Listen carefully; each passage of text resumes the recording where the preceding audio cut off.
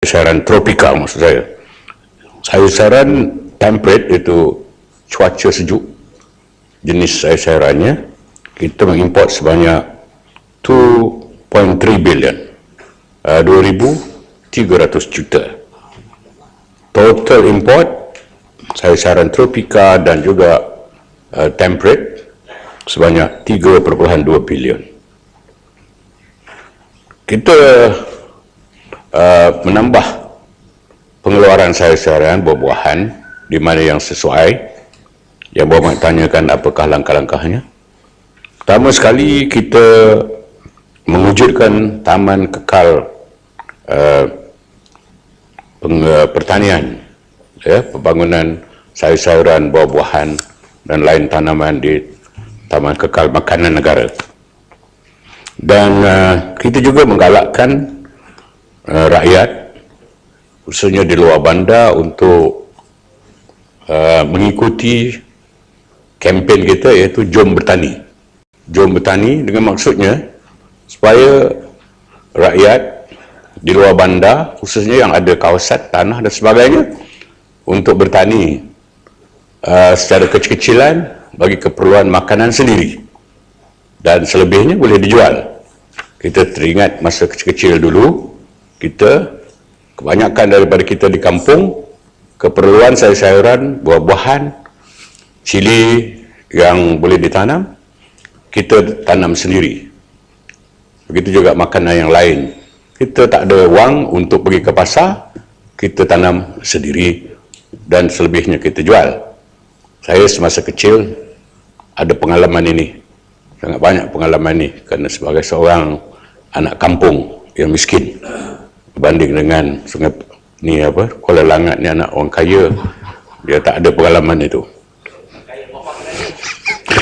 Dan juga tanah terbiar, yang Muhammad tanya pembangunan tanah terbiar, kita sudah buat kajian, survey, ada 120,000 hektar tanah terbiar di seluruh negara, tanah state, tanah individu.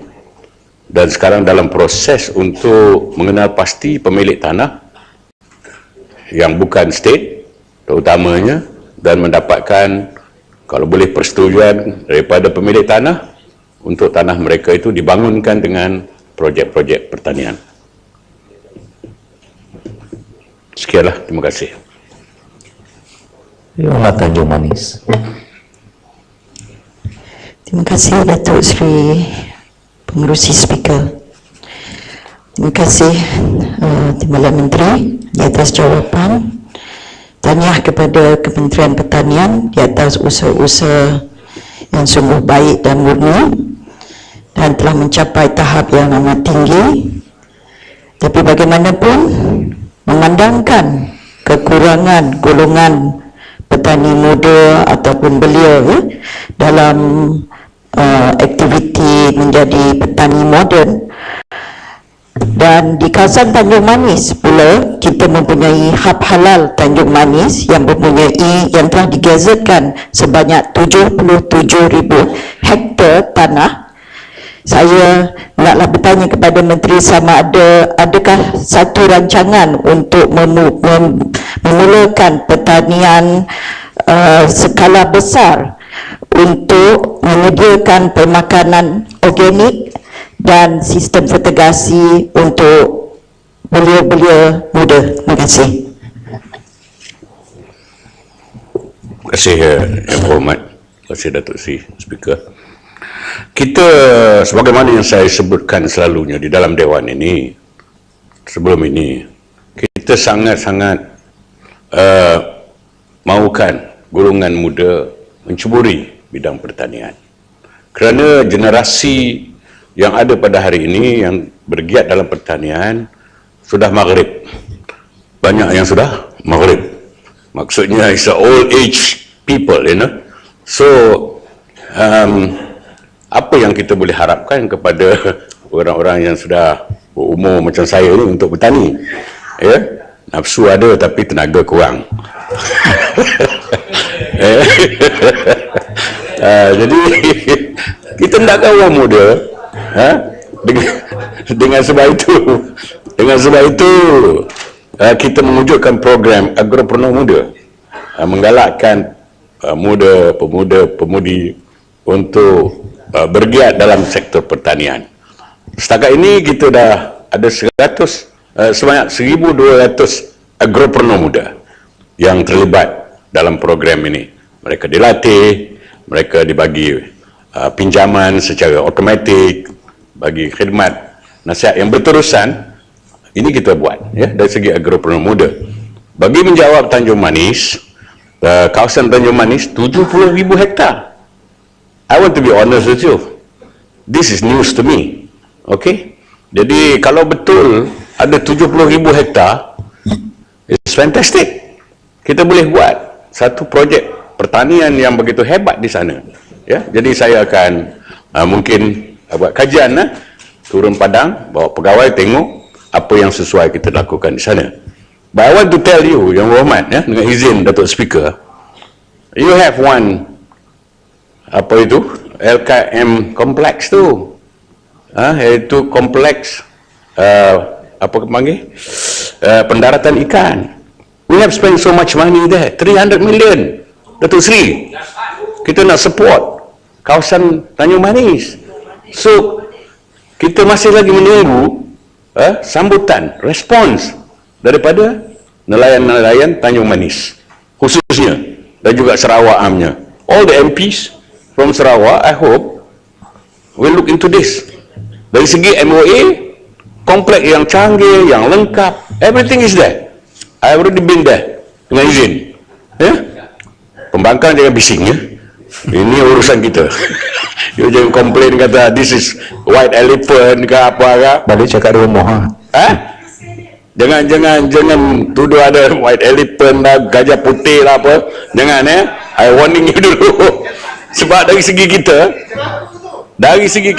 no, let me say this. Dari segi kerajaan, Datuk Seri Speaker, dari segi kerajaan, we have done our part. Ya, kita dah sediakan kemudahan. Kalau tidak ada sambutan, that is not our problem. Ya, this is your problem. You selalu kacau. Terima kasih.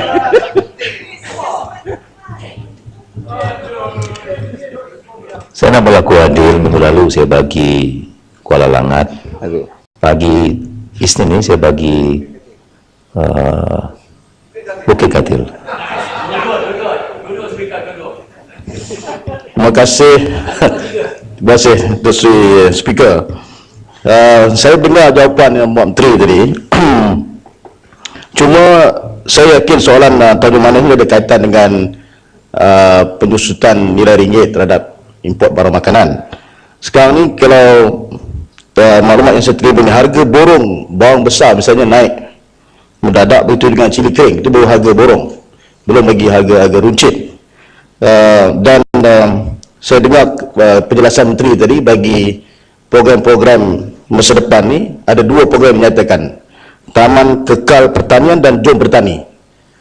Adakah program-program ini boleh membantu menyelesaikan masalah yang sedang kita hadapi sekarang ni, iaitu masalah kenaikan harga barang bagi sayur-sayuran yang disebutkan dalam soalan tadi. Sebab yang lalu, hari Khamis yang lalu, Menteri ada menjawab soalan saya yang menyatakan bahawa Kementerian menyatakan impak penyusutan nilai ringgit terhadap import barang makanan ini akan mula menampakkan kesan pada tahun hadapan, khususnya di cili, bawang dan sebagainya.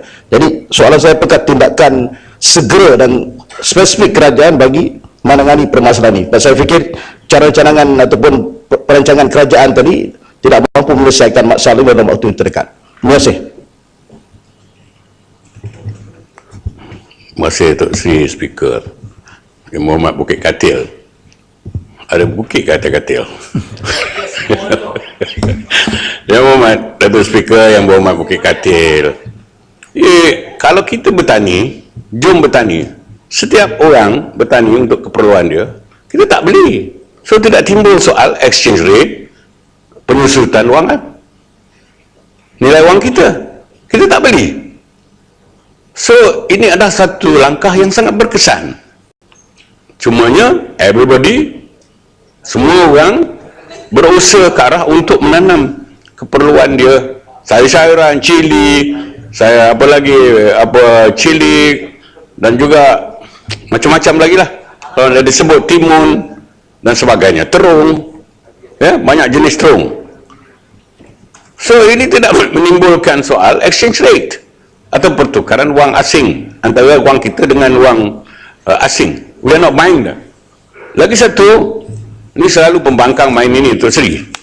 Selalu dia kata kejatuhan, merosotnya ringgit Malaysia disebabkan oleh kerajaan. Hey, come on, Tuan Sri, this is nothing to do with us.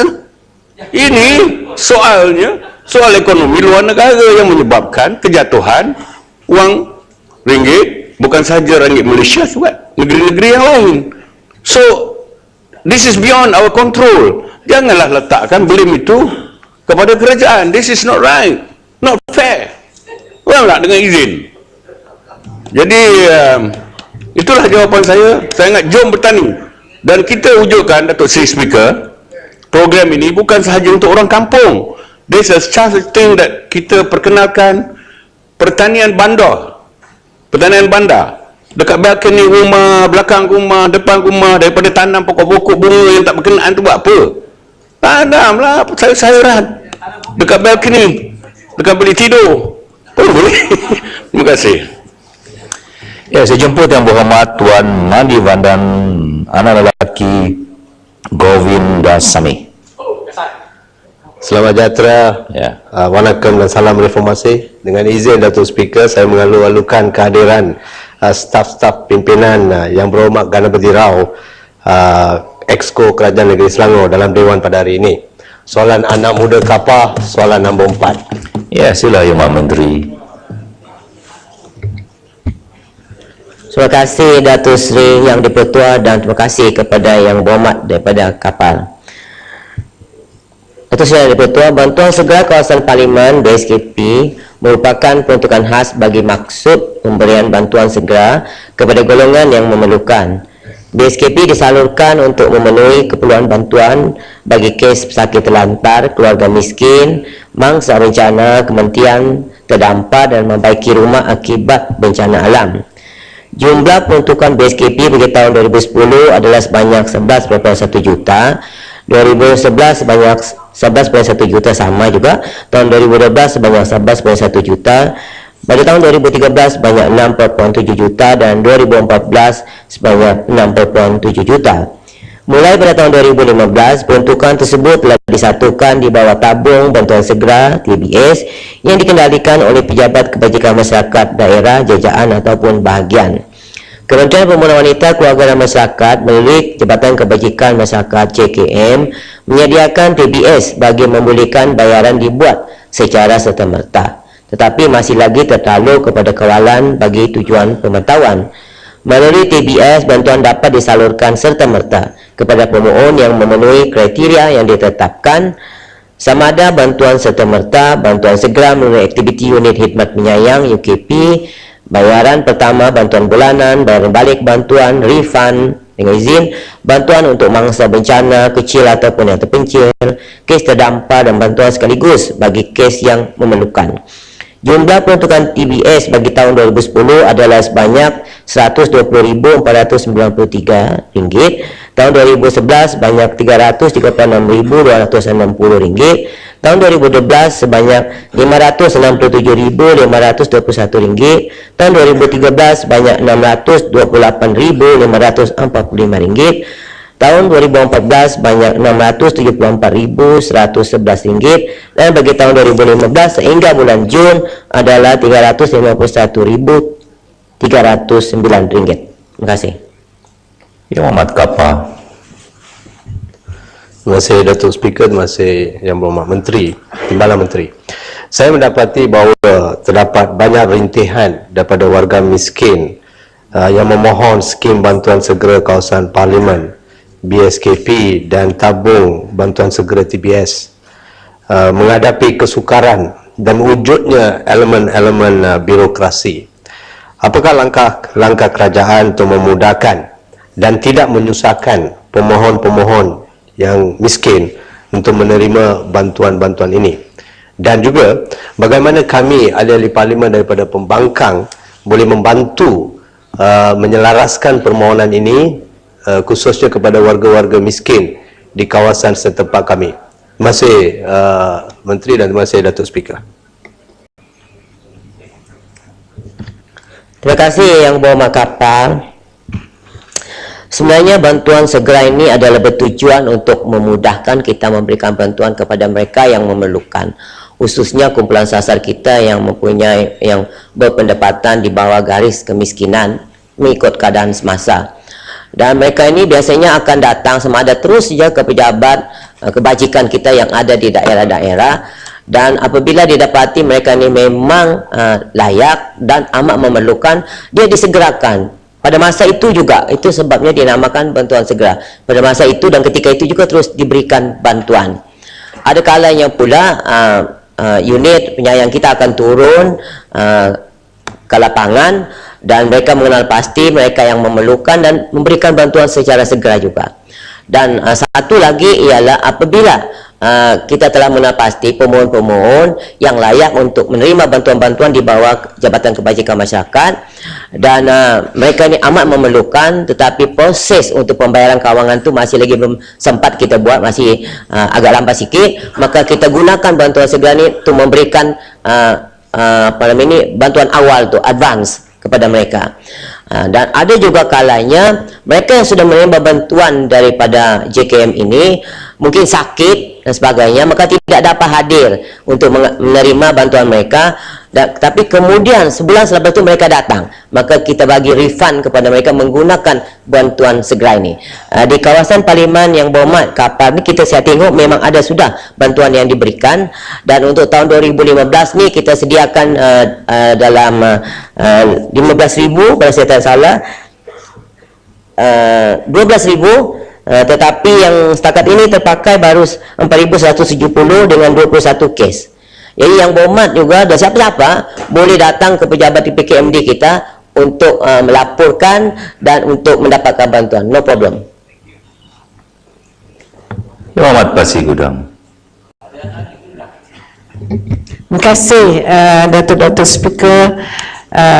Saya ingin ambil kesempatan ini untuk mengucapkan ribuan terima kasih kepada kementerian di atas bantuan-bantuan yang telah diberikan kepada rakyat tanpa mengira sama ada daripada pihak kerajaan atau pihak pemangkat, rakyat semua dilayan secara sama.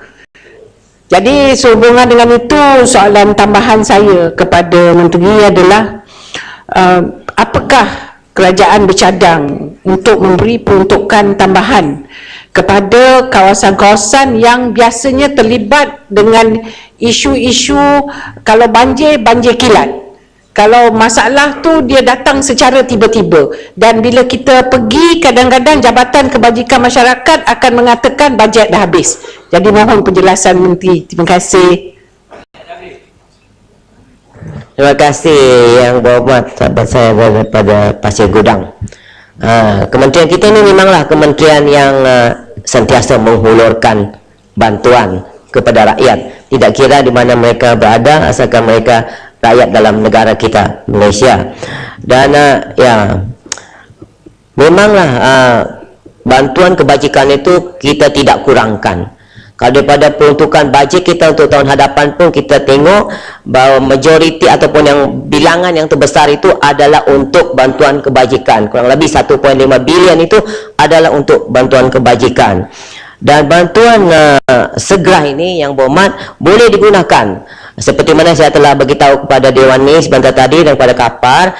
Bantuan segera ini boleh kita gunakan untuk masa-masa bencana seperti itulah, banjir yang tiba-tiba berlaku, maka di sinilah ahli-ahli Yang Berhormat ataupun siapa saja boleh datang ke pejabat kebajikan kita untuk memohon bantuan segera ini.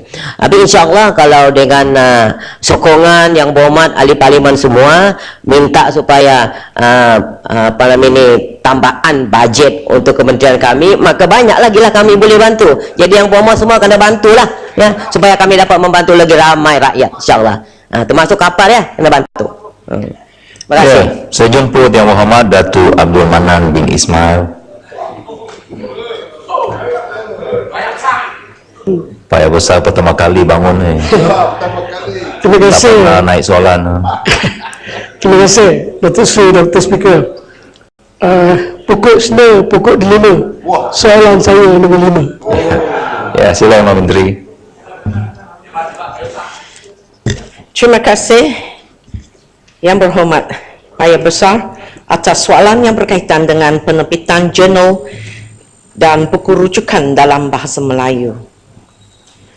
Tuan Yang Dipertua, untuk makluman ahli yang berhormat, jumlah output penyelidik tempatan yang telah diindeks di dalam pangkalan data antarabangsa Web of Science dengan izin atau WOS dan Scopus ialah masing-masing berbanyak 78,420 dan 177,556.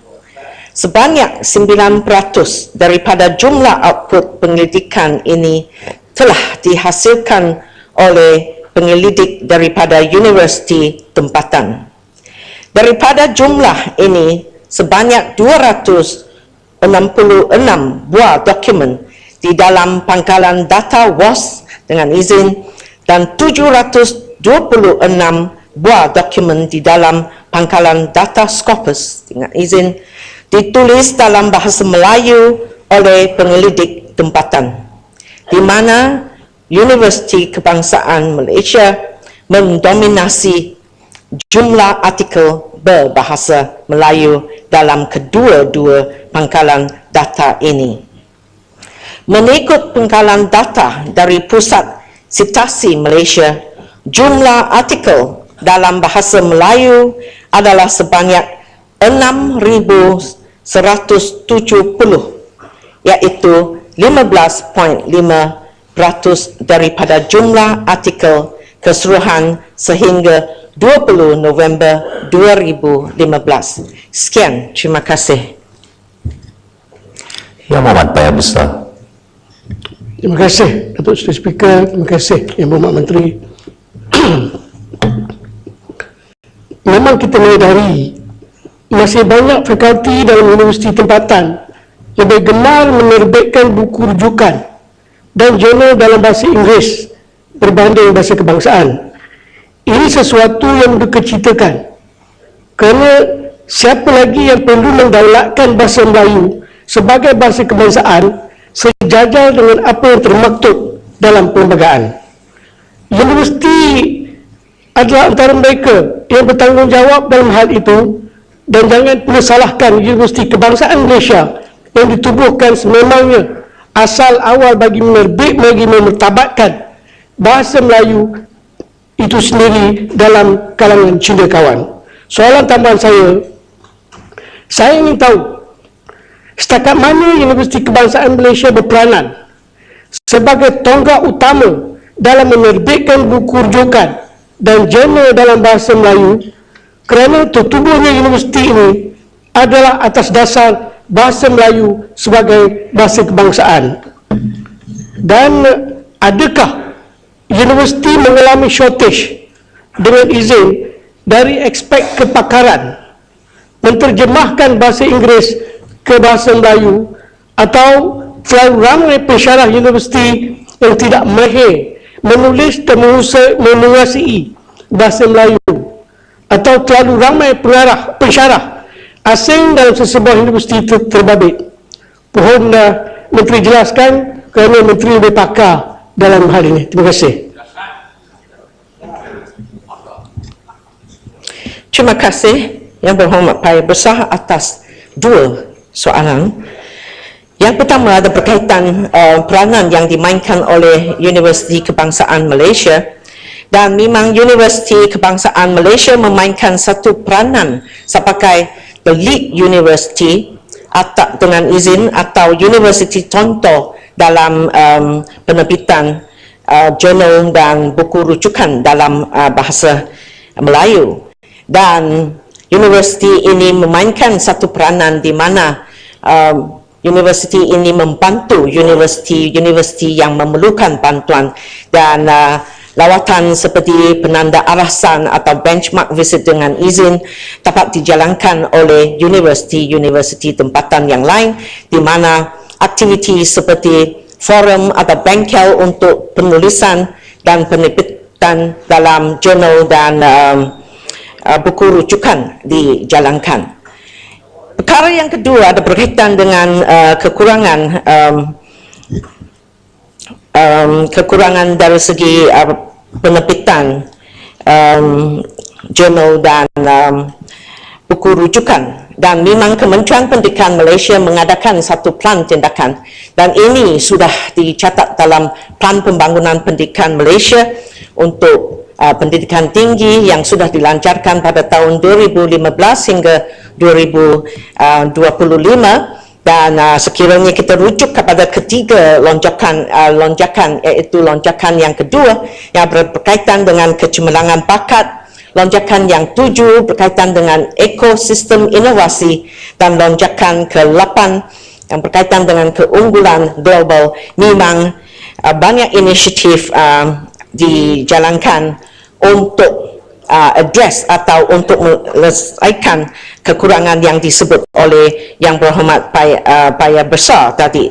Dan saya memberi sedikit beberapa contoh apa tindakan yang sudah diambil adalah di mana universiti menubuhkan unit terjemahan di bawah pusat penerbitan di setiap IPTA, dan menubuhkan satu pusat kecemerlangan atau Higher Institution Center of Excellence bahasa Melayu, dan di peringkat pentadbiran ini mewajibkan penerbitan buku dan bahan-bahan akademik dalam bahasa Melayu sebagai kriteria perjawatan. Pengesahan dalam jawatan pensyarah kriteria kenaikan pangkat profesor madya dan profesor. Jadi ini sudah menunjukkan bahawa memang Kementerian Pendidikan Tinggi sudah memainkan satu peranan untuk selesaikan kekurangan yang disebut oleh YB Paya Besar. Sekian, terima kasih. Yang Amat Ipoh Barat. Terima kasih Ketua Speaker. Soalan tambahan. Saya mengalurkan Depsi Sabah dari State of Sabah, from your constituency also, Tuan Speaker. Jemputan itu seperti meja jemputan. Tuan Speaker, soalan tambahan. Dalam memperkasakan bahasa Melayu, adakah kita punya dasar sudah menjadi hingga kita anak tirikan bahasa Inggeris? Kerana dalam bila memperterjemahkan dari bahasa Melayu ke bahasa Inggeris menjadi satu masalah nampaknya pada kebelakangan ni. Macam 2 hari dulu bila Presiden Obama datang, let me translate the bahasa one to English. Welcome to the President of the Barack Obama. Ya, Google Translate. Google Translate, excellent. Ini Malaysia boleh. This is standard we have. Apakah yang dibuat oleh kerajaan, kementerian, supaya perkara-perkara ini jangan membawa sangat malu kepada kita, hingga taraf standard langsung.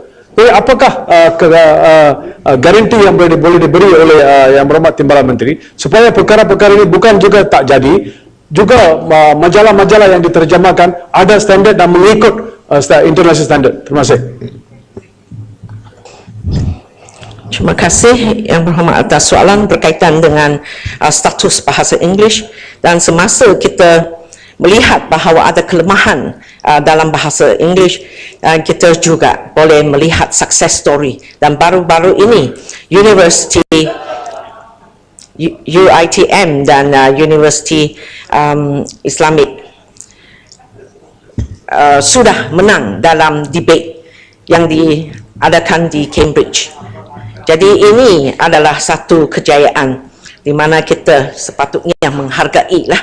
Yang berkaitan dengan komen Yang Berhormat yang berkaitan bahawa bahasa Inggeris dianaktirikan, dan saya rasa ini adalah pandangan atau satu persepsi Yang Berhormat, dan ini tidak bermakna bahawa persepsi Yang Berhormat adalah betul, kerana semua universiti ada dia punya program bahasa Inggeris akademik, dan selain daripada itu program dalam core curriculum adalah di mana pelajar-pelajar juga digalakkan untuk menggunakan bahasa English.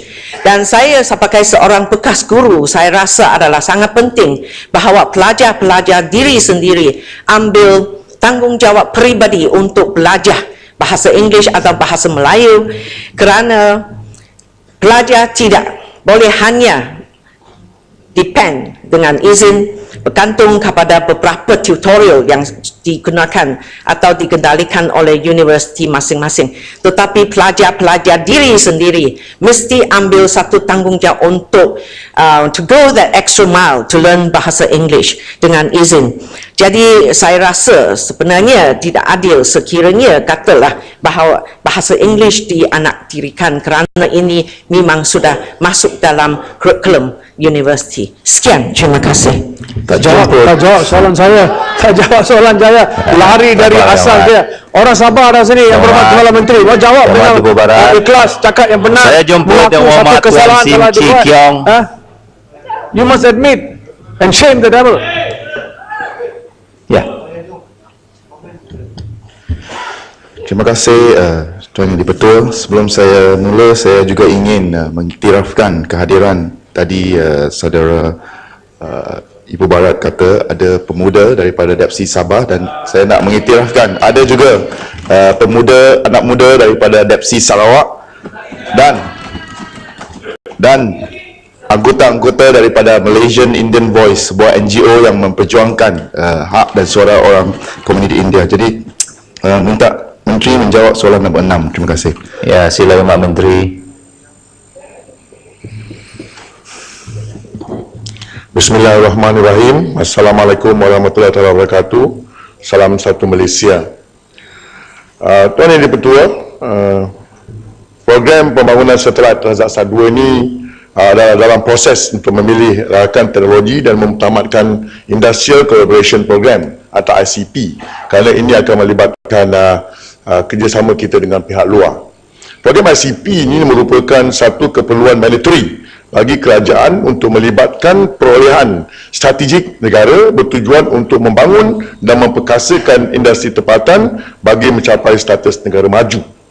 Kajian kebolehsanaan Razak Sat 2 telah pun disiapkan merangkumi due diligence study on Razak Sat technical and program implementation serta kajian modal atmosferik dan mission analysis and need of identification telah pun kita selesaikan. Jadi skop pembangunan fizikal yang melibatkan perolehan sistem antena baru dan projek pembangunan stesen bumi ataupun ground station angkasa di Tuaran Sabah, termasuk pembangunan modal lisan ataupun SCD sedang dilaksanakan dan dijangka siap pada tahun 2017. Pembangunan setelah Razak Sat 2 ini dijangka mengambil masa 3 ke 3,5 tahun, manakala tarikh pelancaran tertakluk kepada pembekal yang kita pilih nanti dan bergantung pada tarikh pelancarannya. Jumlah kos keseluruhan seperti tanya untuk projek satelit Razak Sat 2 adalah sebanyak 271.9 juta, dan sehingga September 2015 jumlah pembelanjaan sebanyak 14 juta. Itulah untuk pemindahan ground station di Tuaran Sabah. Terima kasih Tuan Yang Di-Pertua. Yang Hormat Bukit Mertajam. Terima kasih Tuan Speaker dan juga terima kasih kepada Menteri. Saya rasa isu ini amat penting. Malangnya jarang mendapat pendedahan ataupun exposure dalam ruang awam. Jadi saya amat berharap Menteri akan menjawab soalan saya ini. Terlebih dahulu saya ingin ucapkan terima kasih kerana projek Razak Sat ini masih diteruskan, dan saya rasa ia baik untuk pembangunan industri aeroangkasa negara. Tetapi daripada pengalaman kita Razak Sat 1 dan juga sehingga kini Razak Sat 2, saya amat khawatir kerana urus takbir yang tidak baik dan tidak cekap akan menyebabkan Razak Sat 2 ini gagal seperti Razak Sat 1. Saya nak bagi contoh satellite remote sensing. Soalan teruslah ya. Ya, saya rasa perkara ini penting. Saya mohon sedikit masa ya. Satellite remote sensing, Semua soalan penting ya, Pak. Ya. Singapura, iaitu Telios number 1 yang diumumkan pada tahun 2013 akan dilancarkan pada tahun ini, bulan ini, bulan depan Disember. Tetapi Razak Sat 2 yang telah diumumkan pada tahun 2011 sehingga kini masih belum gagal untuk mendapatkan satu tarikh pelancaran. Dan saya nak petik kenyataan media ataupun laporan media akhbar The Sun Daily 7 Mac tahun ini. Yang Muhammad, Dapsi pemuda atas menengok Yang Muhammad. Ya, soalan penting. Soalan penting. Saya kena memberikan latar belakang. Saya kena memberikan latar belakang, Tuan Speaker. Okey, soalan saya.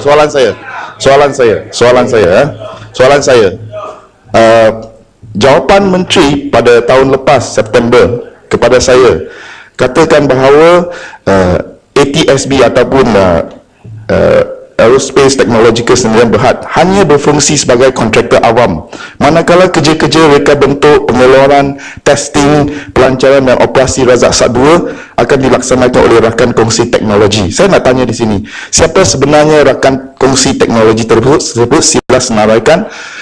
Dan laporan media tadi yang saya petik 7 Mac itu menyatakan bahawa kos Razak Sat 2 mungkin akan melambung sehingga 1 bilion ringgit, walaupun harga siling sebenarnya adalah 271 juta. Jadi saya nak mohon penjelasan dan jawapan daripada pihak menteri. Terima kasih.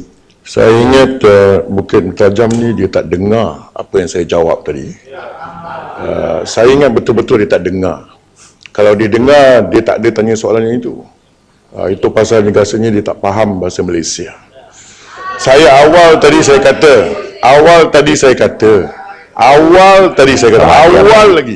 saya kata, saya jawab, saya ulang sekali lagi kerana dia tak faham. Pembangunan satelit Razak Sat 2 dalam proses memilih rakan teknologi. Dia tanya pula siapa rakan Pilih sampai bila? Dari 2011 lagi. Saya kata, yang Bukit Tajam tak dengar apa saya cakap. Saya dah kata tadi, saya ulang sekali lagi. Pembangunan satelit Razak Sat 2 dalam proses memilih rakan teknologi. Memilih MEMILH. Memilih rakan teknologi dan mentamatkan Industrial Collaboration Program. Ini dia tanya kita pula, siapa rakan teknologi? Kita dah jawab, ini dia memilih rakan teknologi. Saya tanya lagi, pembangunan satelit Razak Sat 2 ujung sekali mengambil masa 3 hingga ke setengah tahun. Jadi manakala tarikh pelancaran ini bergantung pada pembekal dan perkhidmatan yang kita akan pilih nanti. Itu jawapan saya. Ini berkali-kali saya jawab. Terima kasih Tuan Dipertua.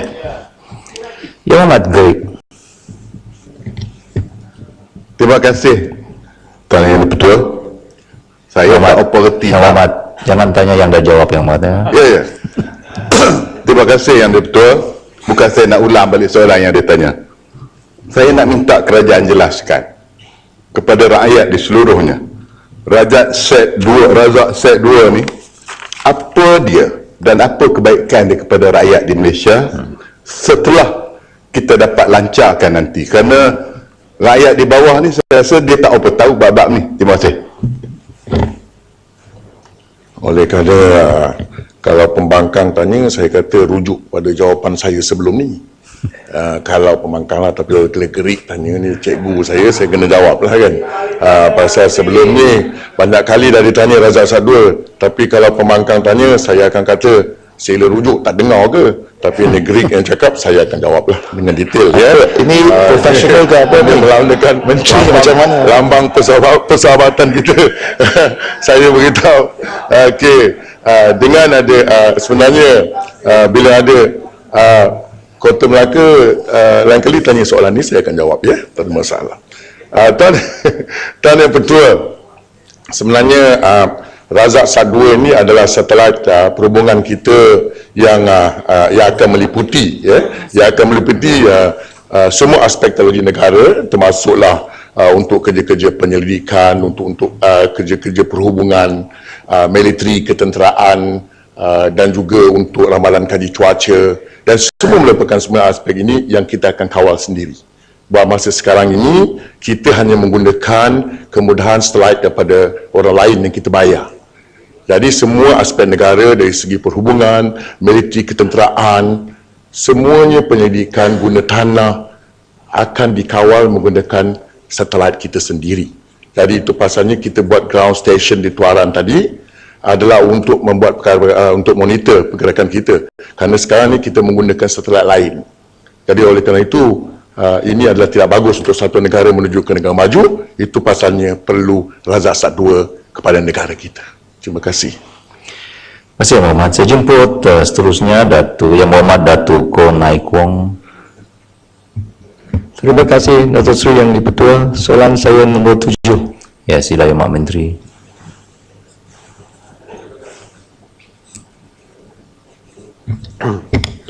Terima kasih Tuan Yang Pertua dan Yang Berhormat Alor Gajah. Agensi Tenaga Antarabangsa IEA dengan izin dalam laporan khasnya bertajuk World Energy Outlook 2015 telah melaporkan bahawa sektor pengangkutan di Malaysia merupakan sektor yang paling tinggi menggunakan tenaga, iaitu sebanyak 16 million ton of energy or MTOE atau 33% daripada jumlah penggunaan tenaga keseluruhan dalam tahun 2013. Kementerian Tenaga Teknologi Hijau dan Air Kedah sedang memberi tumpuan khusus terhadap penggunaan kenderaan cekap tenaga atau dengan izin Energy Efficient Vehicles, termasuk kenderaan elektrik yang dijangka mampu untuk mengurangkan kebergantungan penggunaan bahan api fosil dan memelihara alam sekitar. Pada ketika ini, Kementerian sedang membangunkan plan tindakan mobility elektrik negara atau Electric Mobility Blueprint dengan izin bagi merancangkan penggunaan kenderaan elektrik melalui 3 strategi. 1. Menggalakkan penggunaan kenderaan elektrik sebagai pengangkutan awam dan kenderaan persendirian. 2. Mengukuhkan ekosistem dan infrastruktur pencahajan mobility elektrik di seluruh negara. Dan 3. Memangkinkan pertumbuhan ekonomi negara dalam bidang komponen mobility elektrik. Kedah juga melalui Malaysian Green Technology Corporation dan GTC telah melaksanakan program kesedaran awam dan penyebaran maklumat tentang pelbagai manfaat menggunakan kenderaan elektrik. Program-program yang dijalankan oleh MGTC telah menarik minat pihak swasta untuk sama-sama terlibat dalam mempromosikan kenderaan elektrik ini. Salah satu inisiatif ialah program perkongsian kenderaan elektrik kohesif ataupun Cohesive Mobility Solution (COSMOS) dengan izin, dan selain itu juga sebanyak 11 stesen pencharge dan tempat letak kenderaan khas bagi kereta elektrik telah dibangunkan di sekitar Lembah Kelang. Bagi industri motosikal elektrik pula, sebuah syarikat tempatan Iklimo Sundan Berhad telah memperkenalkan program pajakan bagi motosikal elektrik.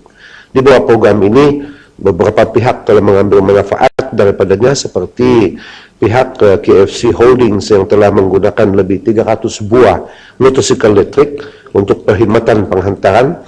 Majlis Perbendaharaan Pulau Pinang telah menggunakan 10 buah motosikal elektrik, dan pihak Polis Diraja Malaysia PDRM pula telah menggunakan 33 buah motosikal elektrik untuk aktiviti rondaan dan penguasaan.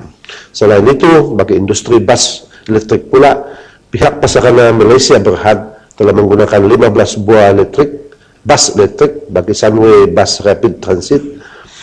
Perkembangan industri kereta elektrik di Malaysia juga sedang dipelopori oleh Syarikat Kereta Nasional Proton, di mana kereta elektrik berteknologi tinggi dengan platform Proton Iris sedang dibangunkan dan dijangka dapat ditawarkan kepada pengguna menjelang tahun 2018. Terima kasih. Yang Berhormat Alor Gajah. Terima kasih Datuk Seri Yang di-Pertua, dan terima kasih saya ucapkan kepada Yang Berhormat Menteri atas jawapan tadi yang begitu jelas dan tepat sekali. Soalan tambahan saya ialah, adalah diperluki bahawa Sarawak merupakan negeri yang benar-benar serius dalam aplikasi renewable energy. Adakah kerajaan bercadang untuk menjadikan Sarawak sebagai model asas bagi aplikasi di kawasan semenanjung Malaysia? Terima kasih.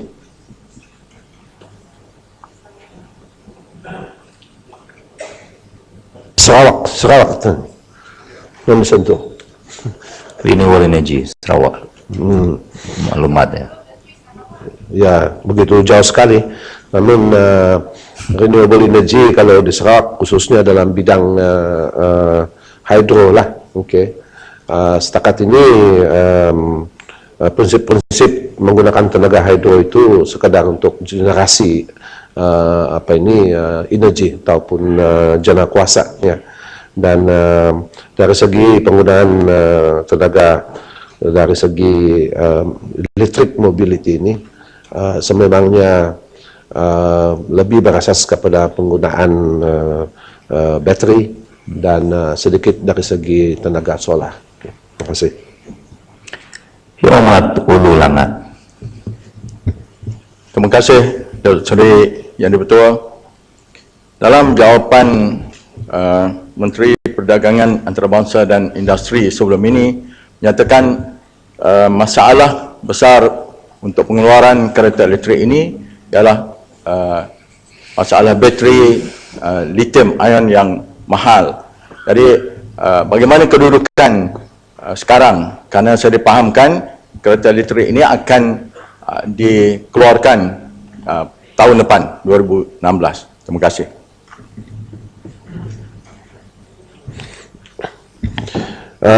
Sebenarnya sebenarnya yang disentuh Yang Berhormat tadi,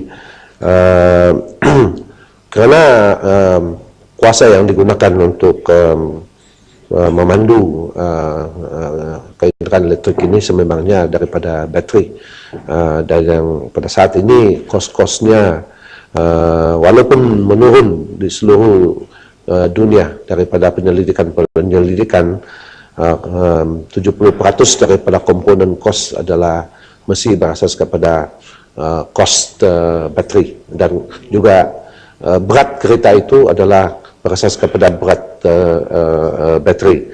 Tapi dari segi statistik yang ada untuk makluman Dewan Yang Mulia ini, setakat ini jumlah keseluruhan sebenarnya dari segi pendaftaran kereta-kereta hybrid, misalnya semenjak 2010 ini sampailah kepada 2014, ya, dan pada 2010 sekedar 138, 2011 4.702, 2012 8.772, 2013 13.506, 2014 menurun sedikit 7.691, dan setakat 2015 6.637. Dan dari segi sambutannya, sememangnya minat itu begitu tinggi sekali, dan kita percaya dengan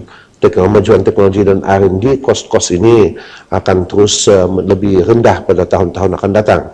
Seperti yang saya sentuhkan tadi, pihak kementerian sedang menyediakan satu blueprint untuk yaitu yang kita sebut Plan Tindakan Mobility Elektrik Negara Elektrik Mobility Blueprint, yang sememangnya dalam proses perbincangan dengan MITI, dengan adanya insentif-insentif yang kita akan cadangkan, bahwa peningkatan penggunaan kendaraan elektrik ini maupun hybrid atau full elektrik akan dapat meningkat dan sekaligus memberi sumbangan kepada pengurangan CO2, seperti mana saya pernah sentuhkan untuk makluman Dewan Yang Mulia ini. Pihak NRI telah membuat kajian dan telah pun melaporkan bahawa sektor pengangkutan merupakan sektor kedua terbesar yang berpotensi menyumbang kepada pengurangan pelepasan karbon pada tahun 2020 dan 2023, dan dijangka yaitu boleh mengurangkan pelepasan karbon sebanyak 18,2 juta pada tahun 2020 dan 44,8 tan pada tahun 2030. Dengan adanya blueprint ini dan mengkali insentif yang sesuai yang sedang kita cadangkan, bahwa ini boleh tercapai. Terima kasih. Sejemput Yang Muhammad Laksmana Pertama Muhammad Imran bin Abdul Hamid. Alhamdulillah. Terima kasih Tuan Speaker. Mohon jawapan ke-8. Terima kasih. Ya, sila Yang Menteri. Terima kasih Tuan Yang Dipertua, terima kasih Yang Berhormat dari Lumut.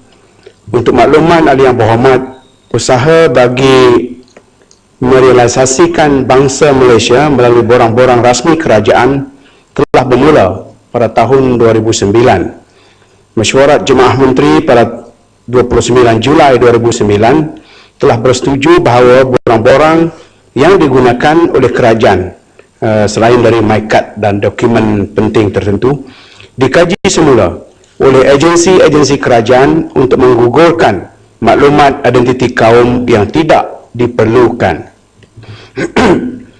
Berdasarkan keputusan tersebut, agensi-agensi kerajaan telah mengambil tindakan bagi mengkaji keperluan penggunaan identiti kaum dalam borang-borang rasmi kerajaan di peringkat masing-masing.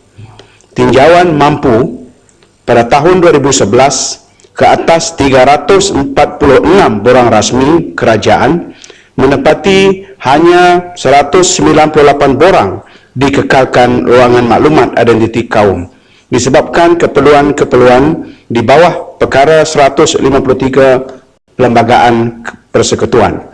Perundangan-perundangan lain tertentu memenuhi kehendak stakeholders dan bagi tujuan penyelidikan dan perancangan. Penggunaan identiti kaum atau bangsa dalam borang-borang rasmi kerajaan masih diperlukan bagi keperluan dan tujuan tertentu sebagaimana yang dinyatakan. Sekian, terima kasih. Yang Lumut. Tuan Speaker, Yang Berhormat Menteri, saya ingin melaporkan bahawa di dalam borang permohonan masuk universiti UPU masih terdapat ruang-ruang kaum, khususnya kaum Melayu. Diletakkan ada 7 jenis suku, iaitu Bugis, Bayan, Banjar, Jawa, Jawi, Pekeran dan juga Mengkabau. Kemudian di ruang bangsa India diletakkannya 9 kaum: Malayani, Punjabi, Sikh, Tamil, Telugu, Malabar, Indian Muslim dan Orissa. Begitu juga dengan bangsa Cina, diletakkannya 12 suku kaum Cina: Cantonese, Fuchao, Hainanese, Honghua, Hokkien, macam-macam lagi. Begitu juga dengan orang asli, terdapat 8 suku: Jakun, Negrito, Sakai, Sungai dan lain-lain. Begitu juga dengan kaum di Sabah, Sarawak. Di Sabah ada 36, di Sarawak ada 57 suku. Bilakah ruang-ruang ini ditarik balik ataupun dipiawaikan supaya sesuai dengan hasrat kerajaan untuk mewujudkan satu bangsa Malaysia? Terima kasih, Menteri.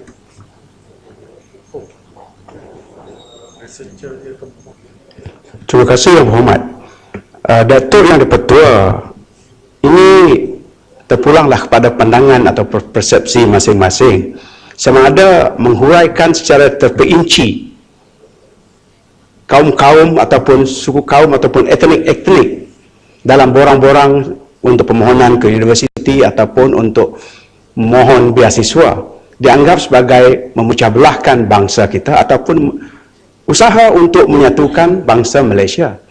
Kalau dihuraikan secara terperinci macam ini dan kesannya ialah keadilan dicapai, kerana kita tahu setiap suku kaum itu memang dimasukkan dalam senarai yang berjaya memohon. Saya rasa itu dianggap sebagai satu langkah yang baik untuk mencapai matlamat ke arah bangsa Malaysia.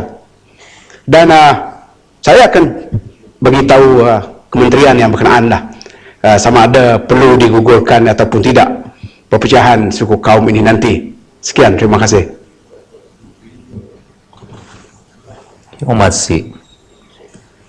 Terima kasih Datuk Yang Dipertua. Saya ingin bertanya kepada Menteri, adakah dengan menghapuskan ruangan bangsa di dalam borang resmi kerajaan dapat mewujudkan semangat bangsa Malaysia, sedangkan dalam masa yang sama sistem pendidikan negara masih lagi mengamalkan dan membenarkan sistem sekolah yang membudayakan nilai bangsa, iaitu vernacular? Terima kasih. Datuk Yang Dipertua, besar kemungkinan tidak. The base is cuma membantu entah berapa degree. Thank you. Sejemput Yang Muhammad Datuk Arkitek Wan Muhammad Khairul Anwar bin Wan Ahmad. Terima kasih Datuk Seri Yang Dipertua. Soalan Kuala Kangsar nombor 9. Ya, sila Yang Muhammad Menteri.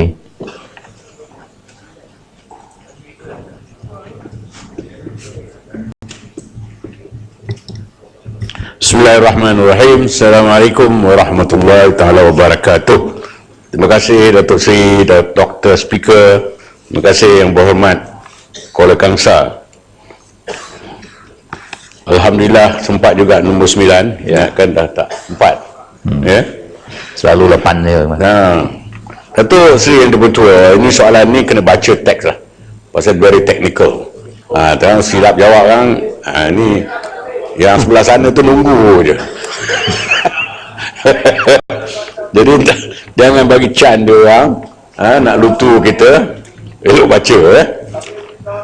Yang Dipertua, baja organik adalah baja semula jadi yang dihasilkan melalui perebutan sisa tanaman dan sisa haiwan serta bahan buangan kilang berasaskan pertanian. Penggunaan baja organik dapat memperbaiki tekstur dan struktur tanah, di mana dia dapat membantu perkembangan akar, meningkatkan kesuburan, memelihara kitaran biologi dan memberikan keadaan terbaik untuk tanaman menyerap nutrien. Betul nutrien ni Kuala Langat faham ke pun? Kadar nisbah nutrien, nitrogen, dengar ni baik-baik Kuala Langat. Nitrogen, phosphorus dan kalium, NPK dalam baja organik lazimnya adalah rendah dan tidak melebihi 8, N8, P8, K8. Berbanding dengan baja kimia yang nisbah NPK-nya boleh diolah mengikut kesesuaian tanaman seperti N15, P15, K15. Baja organik banyak digunakan, Tok Seri Speaker, di kawasan penanaman sayur-sayuran berbanding tanaman kekal seperti buah-buahan dan kelapa sawit. Antara kawasan tanaman sayur-sayuran yang banyak menggunakan baja organik adalah di kawasan sayur-sayuran utama seperti di kawasan tanaman kekal pengeluaran makanan TKPM Ulu Yam Selangor, TKPM Ulu Tiram Johor, kawasan utama pengeluaran sayur-sayuran seperti Tangkak Johor dan Tanah Tinggi Cameron Highland Pahang. Untuk mendapatkan pertumbuhan dan hasil yang optimum, kita tidak boleh bergantung kepada baja organik semata-mata disebabkan oleh kadar nutrien NPK yang rendah. Oleh itu baja organik perlu digunakan secara bersama dengan baja kimia. Promosi bagi gabungan penggunaan baja organik, ini Yang Berhormat tanya promosi ni, setakat mana kita mempromosikannya. Promosi bagi gabungan penggunaan baja organik dan baja kimia di dalam meningkatkan kualiti dan kuantiti hasil terus giat dijalankan oleh MOA. Antara promosi baja organik dijalankan oleh Jabatan Pertanian adalah melalui media elektronik seperti Agro Journal, laman sesawang Jabatan Pertanian, media cetak seperti majalah, pamphlet, surat khabar, Kosmo dan sebagainya. Bagi organik juga, baja organik juga telah digunakan di sektor peladangan kelapa sawit seperti ladang tabung haji, Helkra, Felda dan Risda.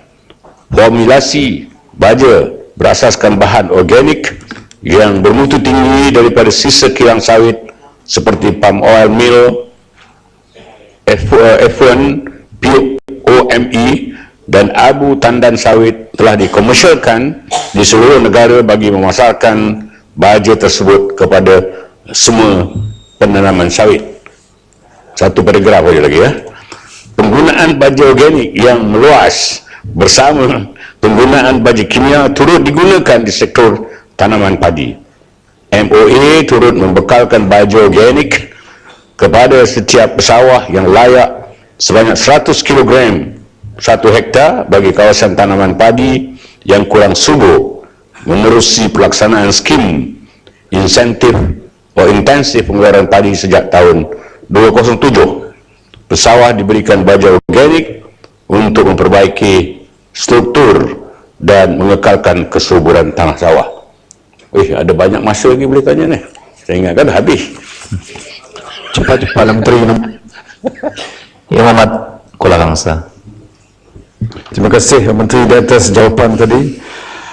Penggunaan baja organik dan juga baja campuran bukan saja digunakan untuk tanaman tetapi digunakan untuk pemulihan tanah. Isu yang saya ingin menambah di sini adalah isu harga baja. Kerana harga baja ataupun kos pembajaan itu merupakan 35% hingga 40% daripada kos keseluruhan untuk kita membuat aktiviti pertanian. Jadi ini satu kadar yang cukup tinggi. Jadi apakah langkah-langkah pihak kerajaan untuk melihat semula ataupun melihat kepada mekanisme yang membolehkan harga baja yang berkualiti dan murah dan baik dapat disalurkan kepada petani-petani khususnya dalam pembangunan rancangan Malaysia ke-11 ini, dan juga isu baja chemical yang boleh membahayakan kesihatan. Jadi saya rasa harga baja itu cukup penting terutama kepada petani-petani yang tidak mendapat bantuan kerajaan ataupun bantuan subsidi. Mereka memerlukan baja yang murah untuk menambahkan produktiviti tanaman mereka. Terima kasih. Terima kasih Yang Berhormat Kuala Kangsar. Terima kasih Datuk Seri Dr. Speaker. Saya nak jawab pun susah lah sebab yang bertanya ni pengurusi MPOB. Dia jaga ladang sawit. Lebih tahu daripada saya lah berkenaan dengan baja-baja ni. Jadi macam mana pun saya cubalah jawab. Pertama sekali tentang kos, membiayai kos baja. Yang Berhormat pun tahu, semua sini tahu, kita bagi baja percuma kepada petani-petani sawah padi. Subsidi kita beri melalui nafas kita lantik untuk jadi pembekal. Kalau tak silap saya dekat 500 juta setahun pembelian baja untuk beri sokongan sumbangan kepada petani, termasuk petani ini di tempat-tempat rakan-rakan kita di sebelah sana tu sokong kita yang bagi baja 500 juta. Jadi tu jawapan lah, dia tak payah beli, dapat percuma, free. Itu satu sebahagian daripada jawapan. Selain daripada itu, banyak daripada dia punya input dia, raw material dia, Dr. Sri Dr. Speaker, kita terpaksa import daripada luar. Semalam ada siapa ke tanya, Yang Berhormat di sini tanya dia, kenapa kita tak buat baja dalam negara kita? Boleh buat, tapi to certain extent. Sebab certain input we still have to import. Umpamanya gunung, macam di Belarus Belarus is a source of baja, Dr. Sri Speaker. Dia ada bukit dia, gunung dia yang mempunyai dia punya tanah-tanah yang sesuai untuk baja. Kita tak ada bukit itu, kita tak ada benda-benda itu di dalam negara kita. We cannot do it. So baja-baja kompos, baja-baja organik yang tadi disebut daripada bahan-bahan sisa-sisa binatang dan sebagainya, that's all we can do. Tapi berapa banyak yang kita boleh buat. Dalam pada itu kita tak boleh mengatasi keperluan kepada baja kimia. Terima kasih. Sejemput Yang Berhormat Tuan Ahmad Mazuk bin Syarif. Tuan Dipertua, soalan khas bacuk untuk rakyat bacuk nombor 10. Ya, sila Yang Menteri. Bismillahirrahmanirrahim. Terima kasih Yang Berhormat bacuk khas untuk rakyat bacuk. Datuk Seri Dr. Yang Dipertua, untuk makluman ahli Yang Berhormat, selepas tanaman tembakau tidak lagi berdaya saing, kerajaan melalui Lembaga Kenaf dan Tembakau Negara atau LKTN telah membantu bekas penanam tembakau termasuk di Bacok bagi mengusahakan tanaman alternatif seperti kenaf sebagai pilihan dan juga tanaman integrasi seperti tembikai, cili dan sayur-sayuran. Pada tahun 2015 terdapat seramai 179 bekas penanam tembakau yang mengusahakan tanaman integrasi termasuk yang diusahakan secara kaedah fertigasi di Bacok.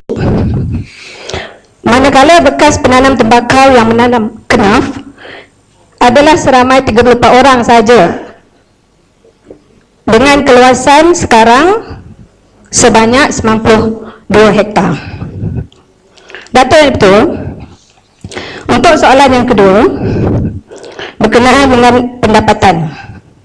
Purata pendapatan petani yang menanam kenaf di kawasan Bacok bagi tahun 2015 adalah sekitar 5,000 ke 7,000 ringgit sehektar semusim.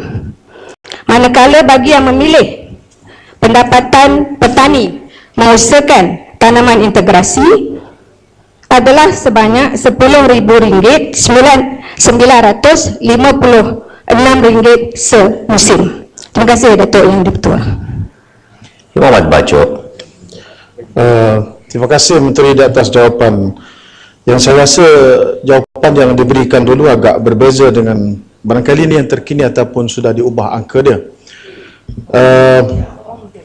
Soalan tambahan saya, setelah saya meneliti projek penanaman kenaf di kawasan saya ni, saya dapati banyak longgokan kenaf yang ada di pusat pengumpulan tadi yang akhirnya dimusnahkan begitu sahaja. Begitu juga saya ingin tahu berapakah kos yang kerajaan telah habiskan untuk perbelanjaan mengurus infra penanaman kenaf ini yang akhirnya tidak boleh menjadi tanaman ganti kepada tembakau yang dulunya membawa hasil yang besar. Kita bersetuju dengan kerajaan yang menghapuskan tanaman tembakau, tetapi alternatif kepada tanaman itu mestilah boleh memberi impak yang besar kepada petani, kerana di Bacok ini ada 3,000 bekas penanam tembakau daripada 4,000 keseluruhan daripada negeri Kelantan. Minta jawapan dan penjelasan Menteri. Terima kasih Yang Berhormat Bacok, yang saya yakin sangat prihatin kerana setiap penggal soalan daripada Bacok adalah berkisar kepada pekebun kecil yang memilih kenaf khasnya. Mana mungkin kita dapat membezakan Yang Berhormat dulu penanam tembakau memang dengan pendapatan yang sangat tinggi, dan kepada yang memilih kenaf satu bentuk tanaman komoditi yang baru dengan harga jaminan belian pun oleh pihak lembaga kenaf maka itu pihak kerajaan memberikan begitu banyak subsidi kepada setiap pekebun kecil yang memilih kenaf tetapi itu pun bukan paksaan Yang Berhormat, ia adalah pilihan kepada pekebun kecil yang nak memilih kenaf. Jumlahnya memang berbeza sekarang Yang Berhormat Bacok, kerana ramai yang memilih kepada tanaman lain yang seperti saya sebut pendapatan tadi memilih tanaman integrasi pertanian seperti cili, jagung, tembikai lebih tinggi pendapatan dan tentang dakwaan ataupun maklumat bukan dakwaan, maklumat Yang Berhormat Bacok tadi kata banyak penghapusan longgokan kita menghapuskan longgokan kenaf kering, batang kenaf kering misalnya di pusat pengumpulan di Pasir Putih mungkin yang Berhormat rujuk ia adalah pada peringkat awal dahulu Yang Berhormat pengumpulan daripada batang kenaf seawal 2005 itu yang kita hapuskan apabila semakin repot dan kita tidak pasarkan. Tetapi dengan adanya pelan induk industri kenaf sekarang dan juga dengan promosi-promosi yang kita buat sehingga kita dapat mengeksport sekarang ini ke China,